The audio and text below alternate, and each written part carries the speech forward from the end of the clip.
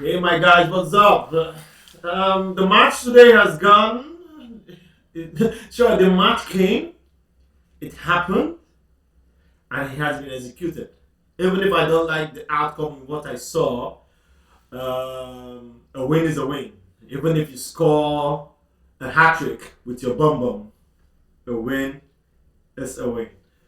The Super Eagles of Nigeria took on the Tanzanian national team, which at the beginning of the game, the Super Eagles was playing very well. I could see that spark of flair coming into them, but I think maybe some few minutes into the game, with the kind of strategy the Tanzanians came with, they were playing diagonal kind of play, and it gave an opportunity to be having access to our 18-yard box, even if we were having good high little high pressure, not that much high pressure that the way Egypt had yesterday. We had at least a good average amount of attacking pressure on Tanzania, which we had, which the score is good, but I'm not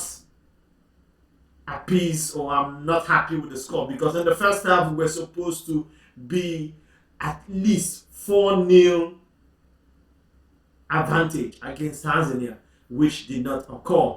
And that alone will not make me not to still have that belief and hope for the Flying Eagles. So and if you can watch it, if we look at the analysis, let me draw up the table. Yeah, so if you look at the table, you will see it. A lot of the Tanzanian players had good ratings. The keeper had good rating. He had about 7 point because he had a lot of balls. He kidnapped. He punched them. He do everything. He was quite good. And this is his first tournament, first senior call-up, first ever tournament, first match, and the AFCON. So if you look at some of their defenders were good, some of their midfielders were also good. And like if you look at the Nigerian side, you see that average-wise, most of all the Nigerian players were actually good, but wasn't to their best. They didn't play to the best, which I know each and every one of them could do. Yeah, Zaidu had a little bit of. He wasn't that up to his A-League game, which I know Zaidu could bring. But still, sometimes the first game sometimes can be dicey. But I expect you, Super Eagles going to Tunisia. We need to up our game because Tunisia knows the terrain, knows the environment, the weather, and they are more of homegrown players which they play in the same club. They have more chemistry. So and if you look at these statistics now, there was one thing that happened, and it was something I was hammering on, which was from Kevin Bassey. This was something I said in my pre-match analysis. Kevin Bassey is someone he can be fully concentrated for 60, 70 minutes, and out of the blues, you just see him make a silly mistake. You know what I said? Like someone where he not lose. He just make those kind of mistakes. And these are things you do not expect from the calibers of Kevin Bassey because Kevin Bassey has the physique. And yes, the manager, and again, kudos to the manager of Fulham for understanding that Kevin Bassey wasn't a left back because he started as a left back. But the manager saw that no, Kevin Bassey, because I remember when he was in Ajax, he had a lot of banters on him that he was not worth it. It was not worth the money they bought him from Rangers. But you see, he came into another manager in Fulham. The manager understood that, oh, Kevin should be upgraded to a central defender, not a left back. So he is a fantastic player. But sometimes he just goes and does something which Kevin, I cover you with the blood of Jesus. Any distraction you shall not see. You shall be the iron and you shall go through. You shall demolish anybody that stands your way. I believe in you.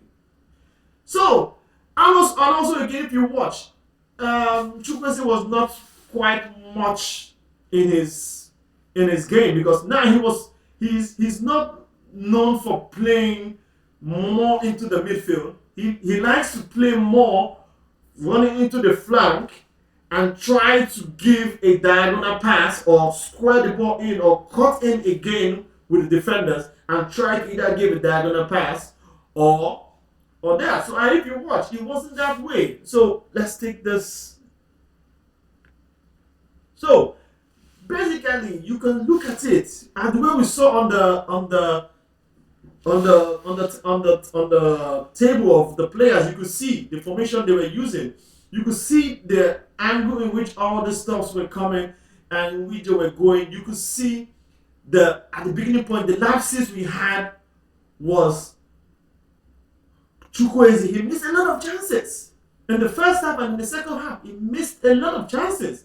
And for me, I could have taken him out earlier, because this first two games is where you, as Eric Chile, is to grab those people who are going to take you to the quarterfinal, into the semi-final. Because right now, some players might slack. That is where I need all the other players in the bench. This is your opportunity. Any player that slack is your opportunity to give 1,000%. If that player is giving 100%, you have to give 1,000% to claim that spot. Every spot in the team doesn't belong to anybody. If Onachu, even though I don't like him, if he has scored a hat-trick in this game, when they just brought him in a few minutes at the end of the game and he scored a hat-trick, bro, I'll tell you, I think maybe you could play him over Osimhen. Because for me, it's who performs better is who should play. Even if I am a high supporter of Victor Osimhen, because he has done it in so many leagues and he has been tested and proven.